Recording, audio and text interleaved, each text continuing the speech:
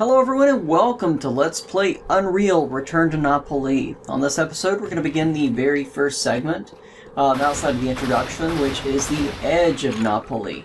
This episode, or this segment rather, is very similar to NyLeve Falls in Unreal, but it's a lot more difficult. First we do want to grab those clips and those flares, or at least the clip and this clip, and we also want to go over here and get the flashlight. In this, well, I find so far, in this expansion to Unreal, or the new levels anyway, I wouldn't call it technically a sequel, because Unreal 2 is technically the sequel. They put a lot of enemies in a lot, locations that are a lot tougher than what they did in the original Unreal. For example, you saw that tentacle was actually near an alcove, and they put a lot of tentacles to surprise you.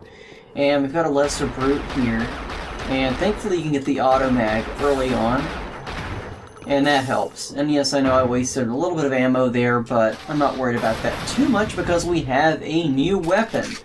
And this is the Combat Assault Rifle, which uses the CAR, the car clips. And you can have up to 400 clips for the Combat Assault Rifle. It's a really nice weapon, very handy in a pinch. It's not the best weapon, but it's a nice addition to the game. Also in these huts we have, well, in almost every hut, probably all except for 2 or 3 huts, we have a tentacle hiding, so be on the lookout for that. Now the Combat Assault Rifle acts as a machine gun and a shotgun. The shotgun and the machine gun themselves are not very powerful, but they're good enough. And you'll see here that one individual round doesn't have as much power as the automag does, as an automag clip. But the rate of fire is very high, and you know, it's very useful. In this game, there's not much of a what they call pain chance like there was in Doom. So there's not much of a delay when you hit an enemy, but it can quickly stun them just a little bit for a millisecond, so it's worth it. And you'll notice that I got hit there. I'm not too worried about going through this game with a no-hit run. It will be a no-death run, of course. But this game so far I'm finding gives plenty of ammo and health, at least in the beginning. It may change as we go towards the end of the game, but so far it's not so bad.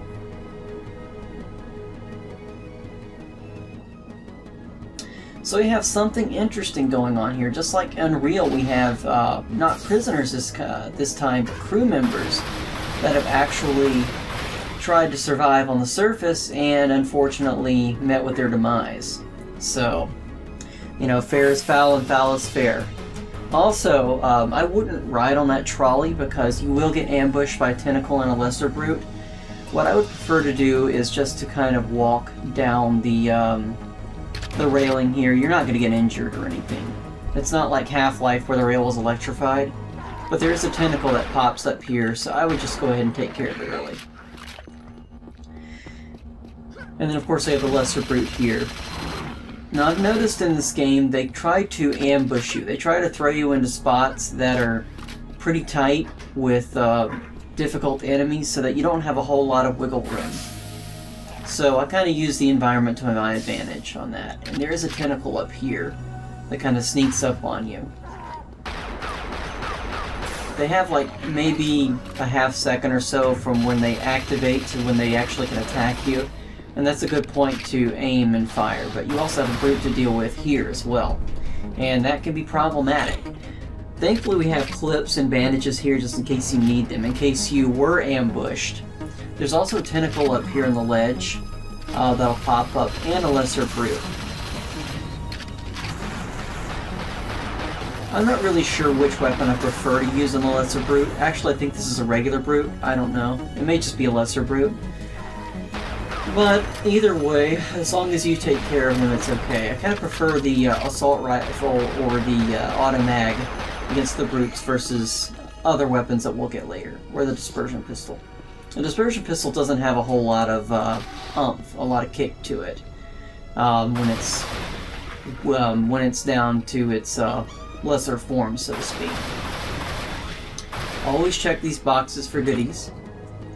And there's actually an introduction of a new type of box you'll see in a moment that actually kind of explodes a little bit. Well, it doesn't explode, but shatters away, and that gives us the combat assault rifle clips. Now, the assault rifle is hit scan, thankfully. We don't have to deal with projectile weapons just yet, apart from the dispersion pistol. And also, I'd watch out here, because a manta did surprise me. Normally that doesn't happen. I think they're spawned randomly, maybe like a third of the time you play this game, or this level. They didn't happen all of the time, though. But no matter. We must press on. And by the way, there's another box behind here. I think this just has a health pack, which I really didn't need at this point, but I'll take it, you know. It's better than nothing, you know. And that's a long way down. This does remind me a lot of NyLeve Falls, with the waterfall there and the long drop down there. And that is a secondary area we will reach later, but not yet. First I want to check out this little hut. And unfortunately this fellow was trying to be healed by the Nolly, and he didn't make it seems, so. We got a little bit of backstory, and I like that. And pay attention to the backstory. They'll give you quite a few clues of what you're going to see in the future, even in this episode. There are actually going to be new enemies in this episode. The planet Nolly is not exactly hospitable, shall we say. Of course, we noticed that with the manta and the tentacles. Now we have two huts here. Of course, there's a tentacle in one of these. And you put them at different angles, so you don't always expect them at different times. But you can hear them waking up, and then, you know, they try to attack you with their stingers. And there are, well, in these huts, rather, there is no attic like there was in Harabed Village or Spire Village in the original Unreal. So don't worry about that. Now there's another brute over here. I would probably take him out with the automag. You can get a couple of headshots and get some more damage that way. With the assault rifle, there's actually quite a bit of variance when you hit an enemy, unlike the automag. And I guess they kind of created that just to make the assault rifle a little different, and I like that. But the assault rifle, the problem with that is it will eat through your ammo like you wouldn't believe. And that is a bad thing, unfortunately. But, you know, every pro has its con, so to speak, so. Okay, remember that message for later. We're going to have to deal with those soon enough, viewers. Soon enough. And I do not like them one bit. Oh, I mean, the game's still fun, but there's some enemies we're going to face in this episode, or this, shall we say, expansion to Unreal that really are quite challenging. That make you think about what you're going to have to do to take care of them. And I like that. An expansion to a game really should add some difficulty to it. It shouldn't just be a walk in the park, I think. And here we could take that elevator that you saw to go down, but if you do that, you will be quickly ambushed by a brute and a tentacle. And there won't be a whole lot of room for you to get the hell out of there. So what I prefer to do is just take a dive down here, and take a little swim, and just climb up on the ledge. And of course there is a lesser brute here. And I do apologize if I don't show off the shotgun alt-fire on the assault rifle in this episode. I have recorded this a day or two prior to doing the commentary, so I can't remember offhand if I did that or not. So I apologize if I did not. If I did not, I'll try to display that in the next episode, or soon enough. But just to let you know, I did try out the shotgun, quote-unquote, method of the assault rifle. It's quite useful. It doesn't eat up ammo as quickly as the assault rifle, but it still eats up quite a bit of ammo. I'm not quite sure why the automag didn't open that box, but if you need it, there's some health there. So, fortunately, we don't need it now. Kind of got the jump on that brute there. Got some breakable glass too. That's nice. Wasn't the first game to have breakable glass, but it's nice nonetheless that they added that in there. And of course, there's going to be a tentacle here and here, I believe. That's why I'm kind of sneaking around, and there it goes. I like that the doors shut pretty quickly so that it defends you from the tentacles quite effectively, I would add. I would say it's quite effective. And I use that door, I wouldn't say it's a glitch, I'd say it's definitely a feature. I use that quite frequently in this game, or at least this episode. Thankfully, they also give us the ASMD quite early in the game, and we're going to need it. There's going to be an enemy soon enough that the ASMD is quite useful for.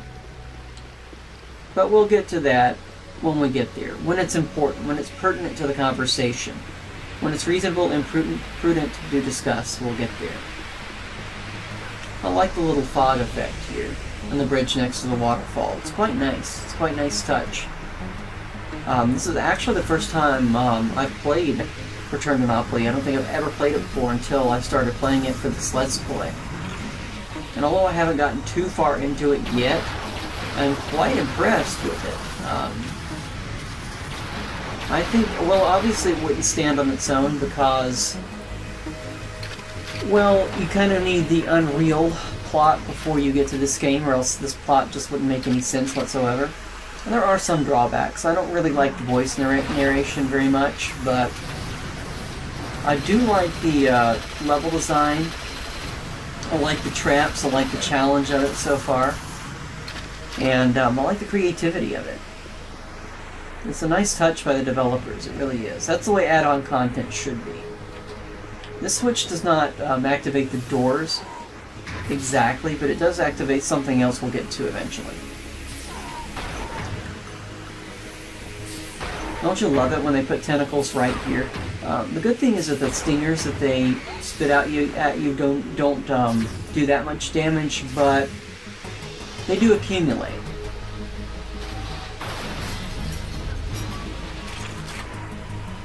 Definitely take those clips. Those clips are going to be useful.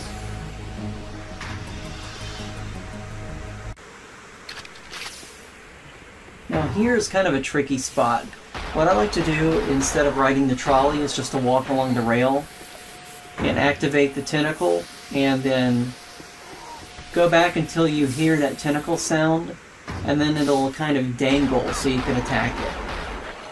Otherwise, you're going to be sitting on that trolley and you're going to be a sitting duck, because that toxic waste right there will seriously eat away at your armor and health, so it's not worth it. Here we have a brute, and if you went down the elevator the other way, you would have been trapped with that brute and you would have had to quickly escape this way. So that's why I prefer to kind of go this direction, kind of take a little bypass, if you will.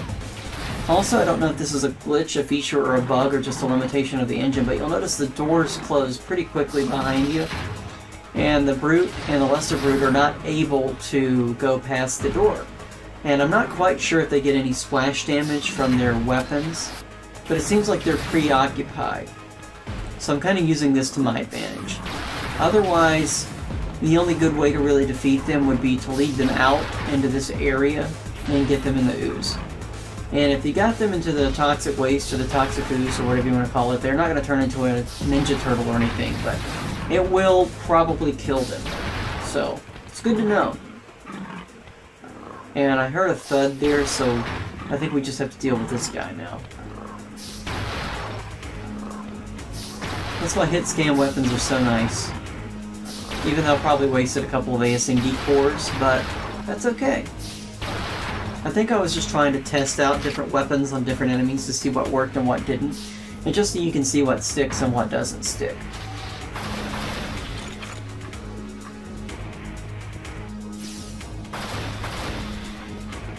Now, unlike NyLeve Falls, the bottom area in this level is actually quite extensive, and it's quite a lot to explore. It's easy to get lost.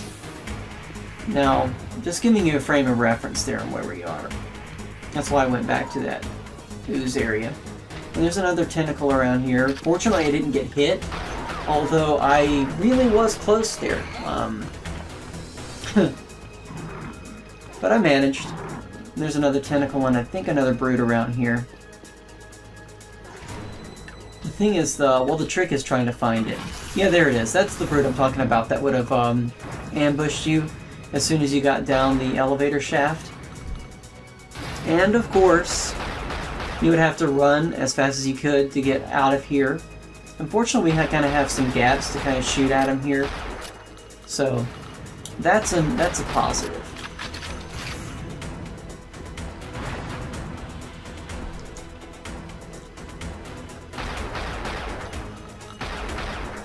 I know it takes a while for me to get rid of this guy, but I get rid of him eventually.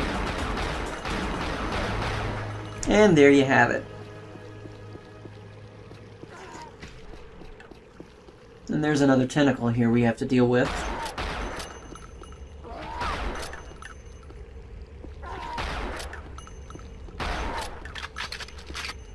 Have we got him yet? Nope. There we go. There's the old dead brute there. Nothing in his life became him like the living of it. So, sorry, I'm kind of in a Shakespeare mood today. Did a really cool crossword puzzle in the New York Times that had a lot of Shakespeare quotes in it. I'm very fond of Shakespeare. Shakespeare did a really fine job of expanding the English language and really bending the rules on the English language. And a lot of things that we do today in our English language stem off of what Shakespeare did. I think it's quite interesting. It's definitely worth your time to explore Shakespeare, Mr. Data. I'm just toying around with this brute, really.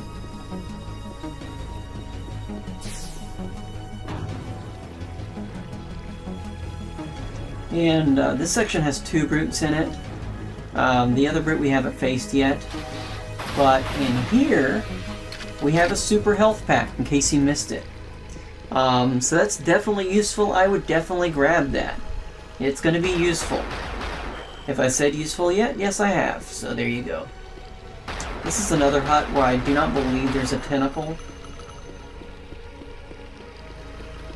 But we'll find out. And you'll notice that there was a path behind it that leads up to the top area, or the upper part of the canyon, the upper rim.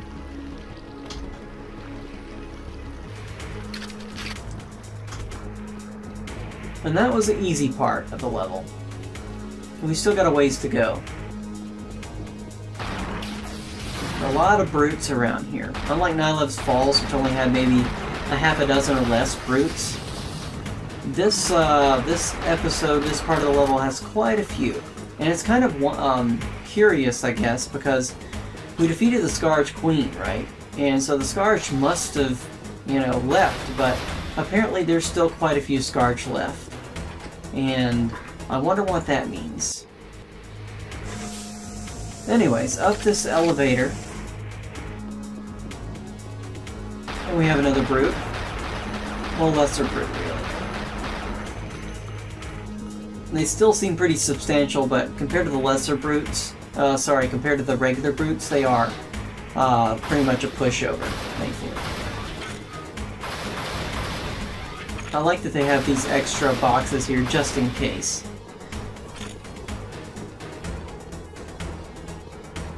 And you'll notice that that leads back to where we were.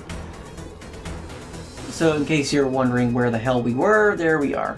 You know, wherever you go, there you are. Trees look awfully nice. Looks like that's kind of an update to the engine somewhat, or at least an update to the level design. And I realize that the graphics are kind of lackluster compared to the graphics of today, but, you know, for the late 90s, this is a really, really good job of a game. And it looks like something went through here and killed a pretty substantial enemy. So that looks very foreboding, doesn't it? Well, we'll find out why that's foreboding, because we're about to come across a new enemy in Return to Napoli. What could that enemy be? Well, you'll see. These guys really creep me out. When you see these guys, run, run, run, run, run. They are fast, and they are vicious. They will really hurt you. Some weapons are more powerful against these than others. The automag is not bad, but the best weapon to use against these guys is the ASMD. It pushes them back, and it's a hit scan, so it immediately affects them. And there you go. They're like little velociraptors, these guys. Look at that little glitch. Looks like a dead body's floating on top of one of the lizards there. Yeah, when you hear that sound, run like hell. Because they take a few hits to kill, but wow. When I first saw that, I was like, holy hell. You know? Nice touch by the developers. Looks like that came from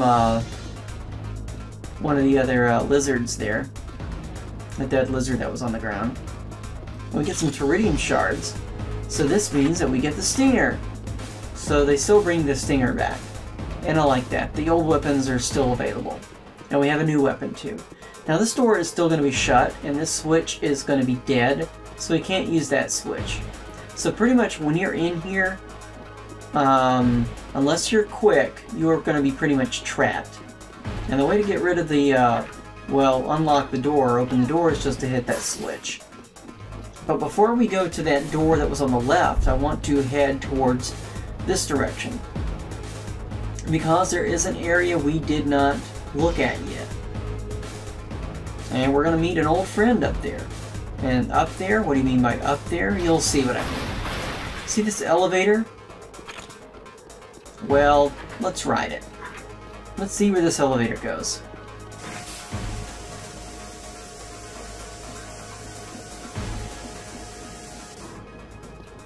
And where are we?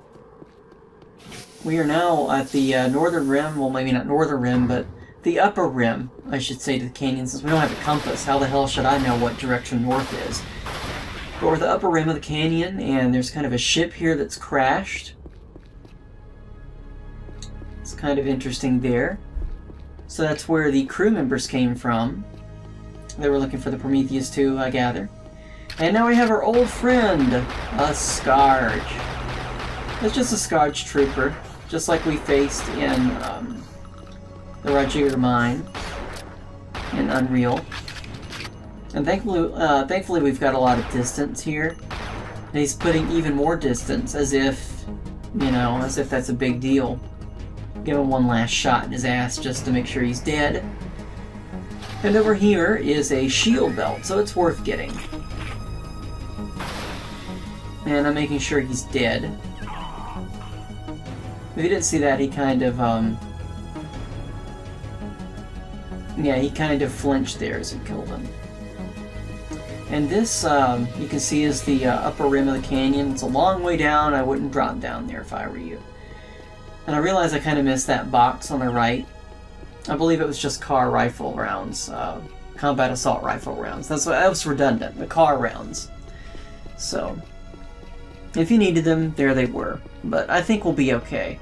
I probably could have used them, but I'm not too concerned at this point. But overall, my impression of Return to Napoli is very good. I'm thoroughly enjoying the game so far. The challenge is up there, kind of up to the challenge of the Sunspire in the original Unreal. It's not as bad as the last section of Unreal. The last section of Unreal was pretty brutal, but not unwinnable. Not unwinnable. And now it's time to end this level. I'm not sure why I went this way. I think it was because, yeah, you do have to go through this direction in order to, well, end the level. So you do have to face those lizards. I apologize for that if I confused you. At any rate, those lizards are lurking around behind us. And we get kill statistics. So thank you so much for watching Let's Play Unreal, and have a wonderful day. Goodbye.